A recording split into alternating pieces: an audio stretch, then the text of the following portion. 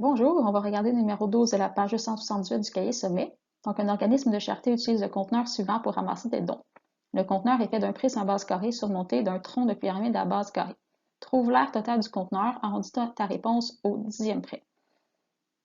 Donc, l'image ici, on a ce qu'on appelle un solide décomposable. On dit qu'il est décomposable parce qu'en fait, on va utiliser les formules de solides qu'on connaît. Donc, on va venir décomposer ce solide-là en plusieurs solides dont on connaît les formules, on sait comment trouver l'air. Donc, on va regarder sur l'image les données qu'on a. Donc, d'abord, on a 6,75 décimètres qui correspond là, au côté du petit carré parce qu'en fait, on a un petit carré ici en haut. Ensuite, on a la hauteur en vers 8 décimètres du trapèze qui forme la face latérale de la pyramide tronquée. On a en rose la hauteur du prisme à base carrée qui est 17,5 décimètres. Et en bas, on a le côté du grand carré. Donc, c'est pour ça que j'ai mis en indice un petit G pour dire que c'est le côté du grand. Tandis qu'en haut, en orange, j'ai mis un petit P pour dire que c'est le côté du petit carré. Donc, on a le prisme à base carrée qui est en bas. Ça ressemble à un cube. On doit vraiment se fier à ce qui est écrit dans le texte et aux mesures. C'est un prisme à base carrée. Et en haut, on a ce qu'on appelle un tronc de pyramide à base carrée ou bien une pyramide tronquée. Donc, on dit qu'elle est tronquée parce qu'on a enlevé en fait la partie supérieure.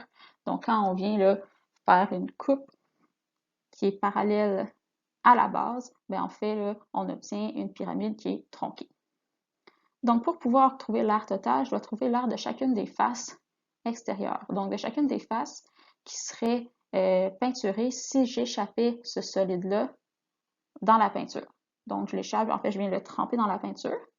Puis, toutes les faces qui vont être coloriées quand il va sortir, c'est ces faces-là que je dois trouver l'aire. Donc, ça veut dire que je dois trouver l'aire du prisme à base carrée, qui est plus en bas. Donc, je dois trouver l'aire de la base qui est en bleu poudre et son aire latérale. Mais je ne dois pas trouver l'aire de la base qui est supérieure, là, qui est en haut, parce qu'en fait, si je la trempe dans la peinture, cette face-là ne sera pas coloriée parce qu'elle est à l'intérieur du solide. Donc, je n'ai pas besoin de calculer cette face-là, seulement une base. Donc, pour calculer l'aire, je vais calculer l'aire latérale, qui est le périmètre de la base fois la hauteur, et calculer l'aire de la base qui est un carré. Donc, j'ai le côté du grand au carré.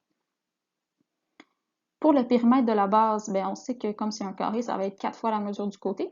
Donc, c'est pour ça que j'ai 4 fois la mesure du côté du grand, fois la hauteur, qui est en rose. Et bien, le côté du grand est en bleu, 18,4. Donc, je peux venir maintenant remplacer ces données-là et calculer pour obtenir 1626,56 décimètres carrés. Maintenant, on doit calculer l'aire d'un trapèze. Parce qu'en fait, les faces latérales de la pyramide tronquée, ce sont des trapèzes. Donc, je vais pouvoir calculer l'aire d'un trapèze, puis de multiplier par 4 pour avoir l'aire des faces latérales. Donc, l'aire d'un trapèze, la formule, c'est la grande base plus la petite base entre parenthèses. Les parenthèses sont très, très, très importantes. On multiplie par la hauteur et on divise par 2. Donc, la grande base, ça correspond au 18,4, qui est le côté de la base du grand carré. Le B minuscule correspond au côté du petit carré. La hauteur est en vert, c'est 8 décimètres, et on divise par 2. On fait notre calcul et on obtient 100,6 décimètres carrés. Donc, quand vous faites votre calcul, là, vous devez vraiment respecter la priorité des opérations. Vous devez vraiment faire là, la parenthèse en premier. Ensuite, ce résultat-là que vous avez obtenu fois 8 est divisé par 2.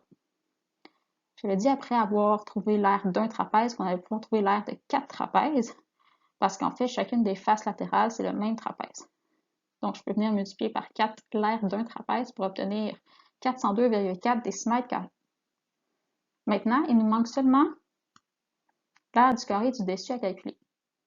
Donc, l'aire d'un carré, la formule, c'est le côté au carré. Donc, nous, c'est le côté du petit carré qu'on veut. Donc, c'est pour ça que j'ai mis le petit p en indice pour le différencier du côté du grand. Je viens remplacer, calculer, pour avoir 46,5625 décimètres carrés. Maintenant, on veut l'aire totale.